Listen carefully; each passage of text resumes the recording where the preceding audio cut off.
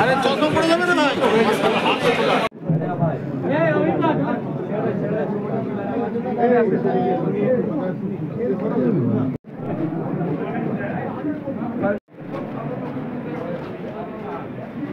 এদিক দিয়ে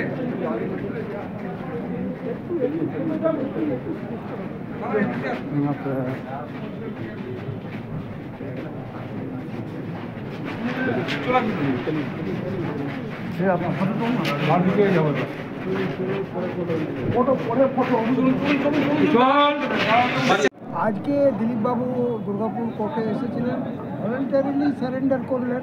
কেন ওনার বিরুদ্ধে একটা কেস ছিল দুর্গাপুর পিএসের আন্ডার সেকশন 509 আইপিসি এবং 506 আইপিসি। আমি এম্পাওয়ার্ড লয়ার ছিলাম। Mohammad Mujibul Haque, ex president of BJP legal cell Paschim Bardhaman. এখন আমি বিজেপির একজন মেম্বার এবং আমাদের বেল পিটিশনের কথাতেই বলা ছিল যে বেল ইজ এ রুল, এটা হিউম্যান রাইটস, বেল পেতে হবে। তো কত টাকার বেল বন্ডে বেল? 1000 টাকা বেল বন্ডে সাহেব আমাদের বেল দিয়েছেন। আমরা বন্ড ফার্নিশ করেছি এবং উনি এখন ওই কেস থেকে এখন উনি বেলে আছেন। আর চিন্তা করার কিছু নেই। কী কারণে হয়েছিল অভিযোগটা?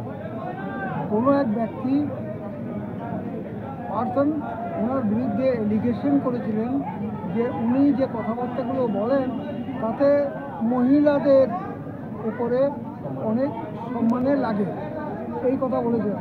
মডেস্টি অফ ব্লেজের কথা বলেছেন এবং সেই হিসাবে পুলিশ ওনার বিরুদ্ধে অভিযোগ এনেছেন 506 এবং 509। এটা হচ্ছে যে কোনো কথাতে যদি কেউ হার্ট হয় তখন তাদের বিরুদ্ধে এই কেস করতে হবে। দুর্গাপুর থানার কেস ছিল এটা? দুর্গাপুর থানা, নিউ টাউনশিপ থানার কেস কিছু নয়। বিচারকের নাম হচ্ছে অসীমানন্দ মন্ডল। অসীমানন্দ। এই কেসে আর আসতে হবে না তাহলে? তো একবারই বিচার না, ঘটনাটা আমাদের আইনি প্রক্রিয়াটা হচ্ছে যে এই কেস আমাদের বেল দেওয়ার পর এগুলো সব চলে যাবে কলকাতায়। আপনার নাম? আপনার নাম? মোহাম্মদ মুজিবুল হক। Mohammad Mujibul Haque, ex president. ঠিক। নির্বাচন শুরু হয়ে গেছে, বিজেপি জিতছে, এতে কোনো পরিবর্তন হবে না। প্রথম দফায় কটা পার্সেন্ট মানে বলেছেন যে একটা বিশেষ সম্প্রদায়ের লোককে এনে ধরছে, এটা কি ভাববেন? যেটা একটা উস্কানি। পশ্চিমবাংলার জেলগুলো একবার দেখে আসুন। একটা বিশেষ সম্প্রদায়ের লোকই 90% আছে, সেগুলোকে এনআইএ ধরেছে আর সিবিআই ধরেছে। টিএমসি মুসলমানদের ব্যবহার করছে, তাদের দিয়ে অপকর্ম করাচ্ছে, বন্ধু দিচ্ছে, ক্রিমিনাল বানাচ্ছে, আর ওদের কাজ না করলে কেস দিয়ে জেলে ঢুকাচ্ছে। এদিকে যাও ওদিকে যাও, মুসলমানদের দুঃখে শেষ নেই।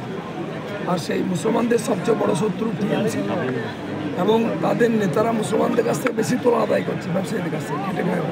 তো মুসলমানরা বুঝতে পেরেছে তার কিছু প্রতিফলন এবারে হবে। এবং সেটা বলছে যে অস্ত্র দিয়ে মিছিল করার জন্যই গন্ডগোল হয়েছে মুর্শিদাবাদে। এর আগে যেগুলো হয়েছিল কি হচ্ছে, টিএমসি আর গন্ডগোল করতে পারছে না, পারলে সব জায়গায় পারত। কেউ গন্ডগোল করতে চাইছে না। কিন্তু আপনাকে গো ব্যাক শুনতে হয়েছিল, আজকে অধীর চৌধুরীকে গো ব্যাক শুনতে হয়েছে। বিরোধীদের প্রচারে কি বাধা দেওয়া হচ্ছে? যারা গো ব্যাকের রাজধানী করে, কালো পতাকা রাজধানী করছে, এই ইলেকশনের পরে মুখ কালো হয়ে যাবে।